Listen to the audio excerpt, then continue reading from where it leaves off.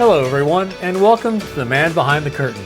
I'm Randy Young, the guy in the red shoes, and I've been in the video production business my entire career, and it's taken me around the world a few times.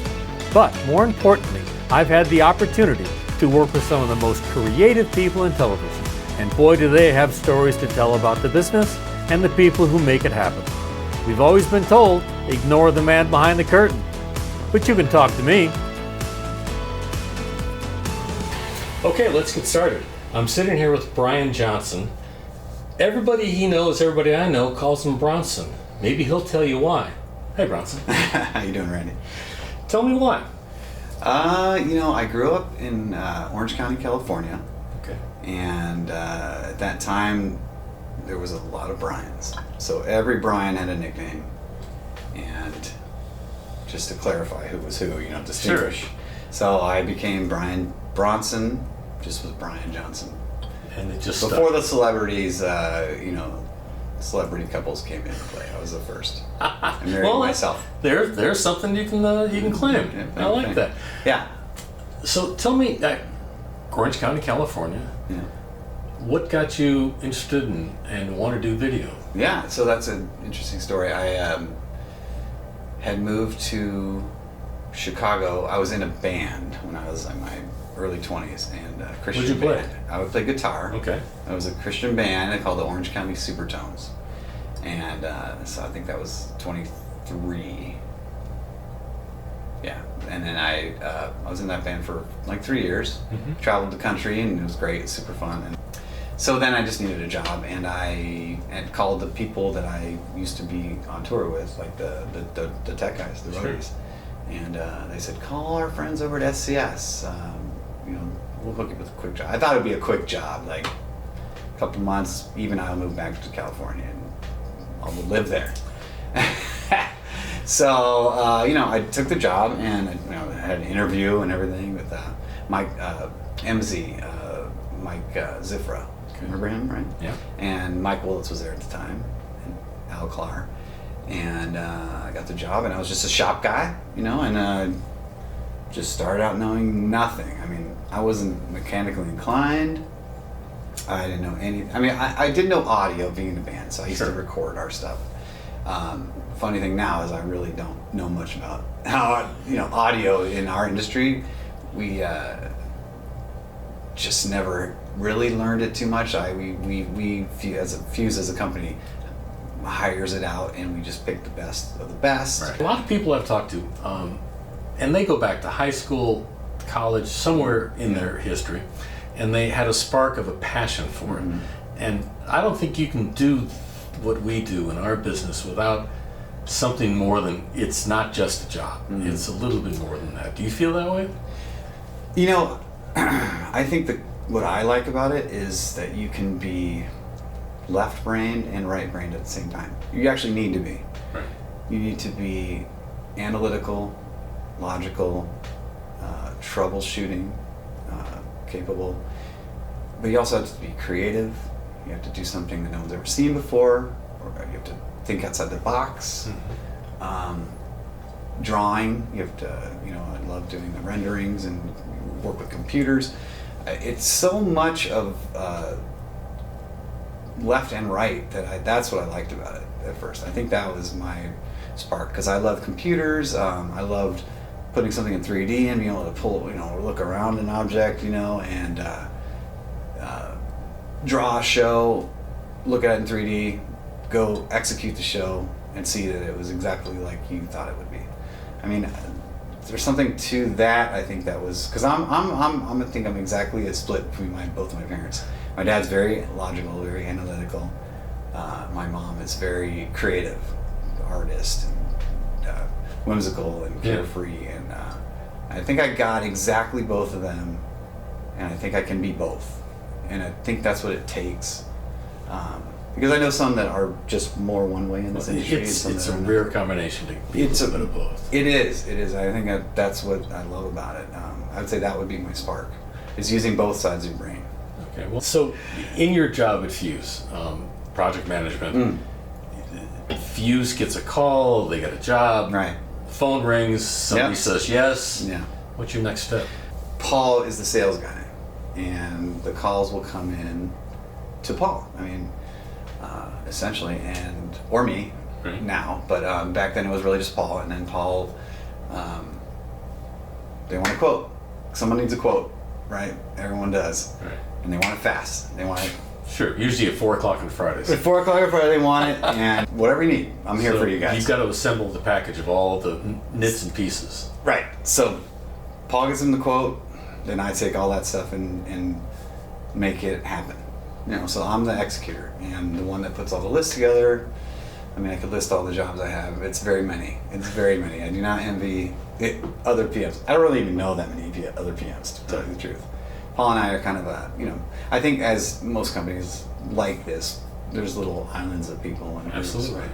So Paul and I are the team, and we have a great support backbone with Fuse, and it's grown. I mean, it's grown so much and very quickly.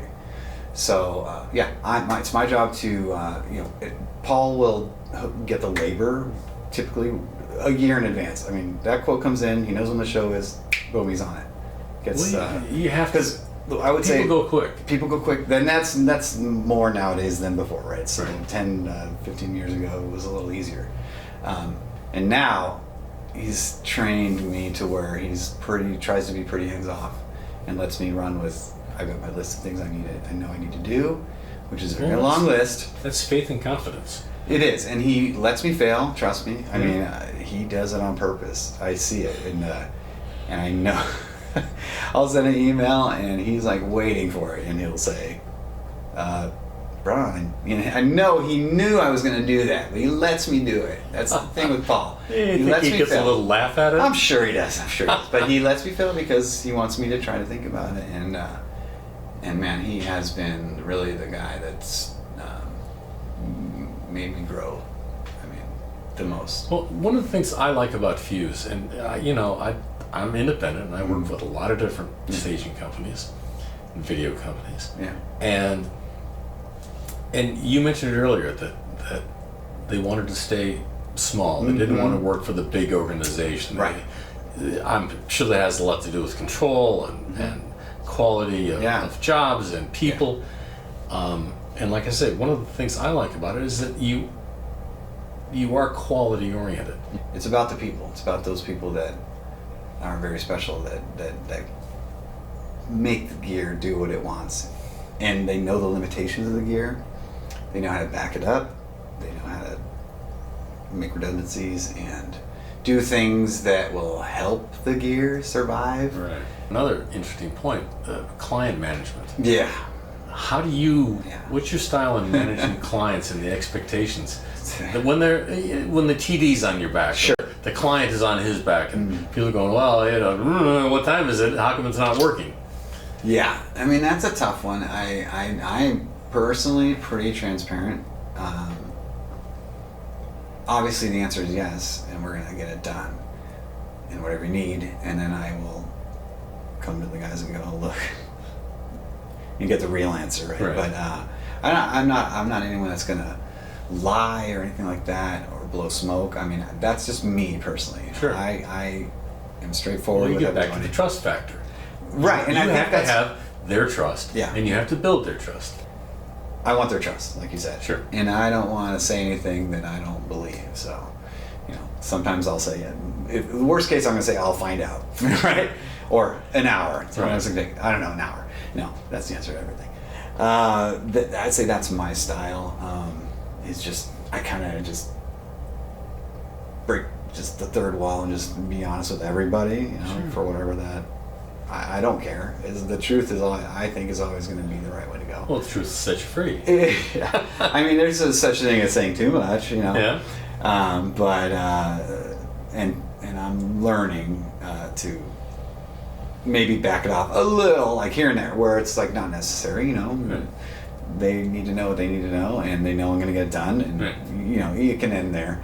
But I'm going to get on my guys' back. So if I get the heat, like the show right now, I was getting the heat, and it's a very aggressive schedule, I think. Yes, it has been a very aggressive schedule. Yeah, and I've got people on my crew that used to be PMs and are just seasoned people. So but I still have to say it. I go over to them, I say, hey, just so you know, I'm getting the pressure. Therefore, you are the pressure now, and I have to say it. And Slows they know. downhill. They know. And it's like time to be a worker bee, and you just got to get it done. I don't care what it takes. You know, what do you need? Is there anything I can help you with? Yeah. And yeah. So gear. Let's talk about gear for a second. Yeah. It's changing constantly. Yeah. How do you manage that change? How do you keep up with it when client says they want the newest, hottest, fastest little box that what you already own will do just fine, but they had some show that they had this on and they want that. Yes. We got to learn it. I mean, we go to the shop and we learn it. Like, I mean, or at least all the ins and outs of it and what it can do and why it's better, pros and cons. I mean, that's happening right now. Things are changing fast. Things change so fast, and in our company, even like we don't always know sometimes what the latest gear is. Sometimes I'll just type you on, put a show together, and I'll type something in. I was like, oh, we have that, or so okay, But we try to get a newsletter out every month or so. But it's tough, even with us. And like I said, things change so much. So I hear things when I'm on a show site. You're always talking to TDs. You're always talking to the techs. And asking them, like, how could we have done this better? On this show, there's a new product from Rowe called Graphite, which it's been around a year maybe, and but I've heard it. Here's what happens: I hear it like 3 times in the same week, and I go, okay, this is the new thing. Right. If I hear it once, I'll let it slide. Maybe it wasn't so great. I hear it 3 times in the same week. Okay, this is what's got some value. This is worth investigating. Obviously, this is great. And then on this show, I've asked everyone, have you used this? Have you used it? I know I've seen our shows go out of our shop with it. I've walked by it, but like I said, you don't know what's legit, what's gonna last. Well, I haven't heard of it. What is it? Yeah, it's similar to the LED that we're using now. It's a little smaller, and it's about half as light, or half as heavy. We're doing a ceiling LED on this show, so it was kind of like, and the weight wasn't a super issue, but a couple people said, oh, you might want to use this, and I said, well, the client wanted to keep it the same res as the main wall, so that's why we didn't, and you never know how it's going to process the color, and is it going to match the rest of the wall? Exactly. So we would have, if we did that, we would have had to gone the whole way. That's the point. That's a big risk. No. Right. So maybe not on the first show, then the first big one, right? So maybe on another, and it turns out that we have one coming up in a month. So that's the one we're going to test, and we're going to check it out and make sure it's great. We're going to set up in the shop and make sure we know how it works. And but you got to trust that if 3 or 4 people told me the same week that that would have been a good one for this, they know what they're talking about, and we're going to look at it. So. That's kind of how it works. I mean, you hear it, and I know you interviewed Mike Pershing and Stephen Lindsay, right? Yeah. Those guys, I trust them. Well, they're some of the best. Absolutely. And when they say something, I look into it. Oh, you could have done this way, you could have done this way. They don't just say things. Like, they know. They're freelancers, right? So they work for other companies, which is nice because, if we were just our own... in our own little bubble and had our own techs that were full-time, we would never, you don't see what else is out there. These guys work for multiple companies. They know, this company does this way. You guys do this great, but this other company was better at this part. So it's always great to get their opinion on that kind of stuff, because you can only get better, so you only listen to them. As we talk, and I mentioned it earlier, the passion that people have in the business. I'm hearing that in you, even though you may not have gotten the spark, as a kid or started. I don't want to say sideways into the business, but you really didn't know what it was going to be when you started. No. But now I'm hearing that it's there. That's great. I'm glad you do. No, I don't feel it. No, I really do. This is the end of a long run too. This is we started going hard and heavy January 1st, and I think I've had 7 days at home maybe since then. So I'm glad you're hearing it still, because it's sometimes I remember what's going on, but nobody said it was going to be an easy ride. Right. I mean, I miss a lot of things at home. That's a tough thing about the job, is just missing the first football game, which was yesterday, with my son, and just those moments, as you know. Yeah, yes. I've raised 3 kids in this business. Yes, I know, Andrew. And that's the hardest part, is the travel, I'd say. But it's kind of nice that when I'm home, I'm home. And I'm home for a month. But when it's bad, it's bad. When it rains, it pours. But I'm glad you hear the passion, because it's the end of a run. No, I do hear it. I do hear that you have a drive for it, and a drive for the quality that Hughes brings to it, that you bring to it, that the people you hire bring to it. Yeah. And you don't cut corners on it. Right. Because that's when things fall apart, when people cut corners. Yeah, absolutely. You're right about that. I mean, I'd say the core of that for me is just not wanting to let anyone down. I don't want to let Paul down. I don't want to let the clients down. I don't want to let the techs down when they show up and it's not the right gear or something. And obviously that's going to happen a lot. But let yourself down. Well, I don't want to get that look from people, so I try. Who needs that headache when something breaks and now you have to scramble? Yeah. Calling everybody to try and fix something or to replace something. I mean, that's a huge hassle. It is.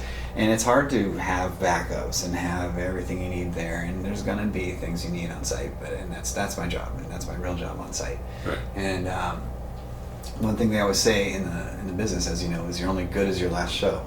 You've heard this, right? Yeah, absolutely. Which means, as soon as you feel yourself resting on the laurels of the past, you could have been the best thing ever, but as soon as you let that guard down, I think, and just say, well, this show doesn't matter, I'm fine. Yeah. I think that even at the end of this 3-month run, I feel like this show, I did the best. I really do, and trust me, it wasn't 100% because I didn't have 100%. I mean, going into this prep, it was coming off another one, didn't have time to do all my homework, everything, but just, I think, and that's partly just from being a little bit overworked, but that's what it is, right? So, but the point is, I didn't fail myself on this one, because I have failed myself in the past, and I regret it, and if you know you could have done better and you just didn't put in the work, and that's, you got to live with all those things that happen. You're gonna have to scramble on site because the lists weren't right. I do all the lists, on other people's recommendation, but I'm the one that puts it in. You got to look at people's sad faces when they didn't get the piece that they wanted, and I enjoy getting a happy face, on site, oh, you got me this. Yeah, I got one of these. Yeah, you got me the green one. Yeah, and on this one there were things I missed, and I